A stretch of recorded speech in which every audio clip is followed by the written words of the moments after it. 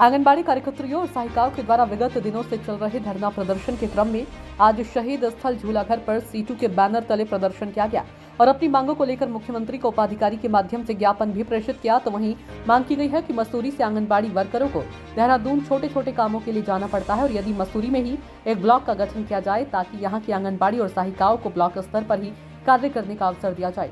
धरना प्रदर्शन में वक्ताओं ने कहा कि उत्तराखंड में कार्यरत आंगनबाड़ी कार्यकर्ताओं को राज्य कर्मचारी घोषित किया जाए, वहीं न्यूनतम वेतन के साथ ही उनकी अन्य जायज मांगों पर ही शीघ्र अमल किया जाए और यदि सरकार उनको वार्ता के लिए आमंत्रित करती है तो शीघ्र ही इस समस्या का समाधान निकल जाएगा।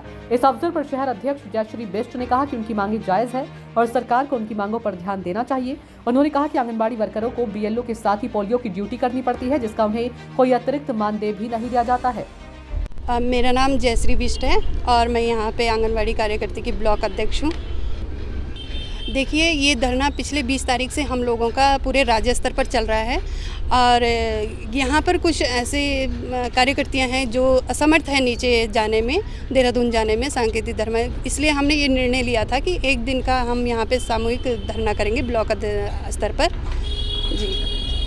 कि जो कि हमारा जो इस लेटर के माध्यम से जितनी भी ये मांगे हैं सारी जेन्युइन मांगे हैं। सीटू के माध्यम से हम लोगों ने ये जो मांगे रखी है पिछले 20 तारीख से हम लोग ये, मुझे लगता है कि इसमें सरकार को हम लोगों की सुननी चाहिए जो जेन्युइन मांगे हैं।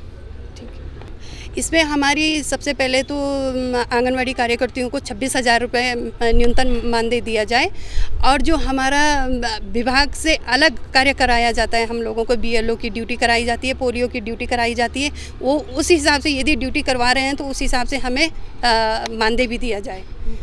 हमारी जो ये है वास्तव में हम लोगों का जो पहले तो मैं अपने ब्लॉक स्तर की बात करूंगी। अभी ये तो हमारे पूरे राज्य स्तर की मांगे हैं, सारी मांगे बहुत सही तरीके से दी जाती है। जो ब्लॉक स्तर पे हमारी मांगे थी, जो हम लोगों को सामान्य ये है और एक ही सुपरवाइज़र की नियुक्ति यहाँ पे हम लोगों ने मांग रखी थी, तो उससे भी हम लोगों को काफ़ी सुविधा मिलेगी। एक ही सुपरवाइज़र यदि मसूरी के अंतर्गत आती है तो हम लोगों की ये दौड़ भाग बचेगी, क्योंकि हम लोगों को ना तो टीए बिल मिलता है और ना डीए बिल मिलता है, ठीक है। और जो सामान हम लोगों को अंडे, खजूर, चिप्स हमको जो देहरादून से लाने पड़ते हैं, ढोने पड़ते हैं, उस चीज़ में हमें बहुत समस्याएं आती है।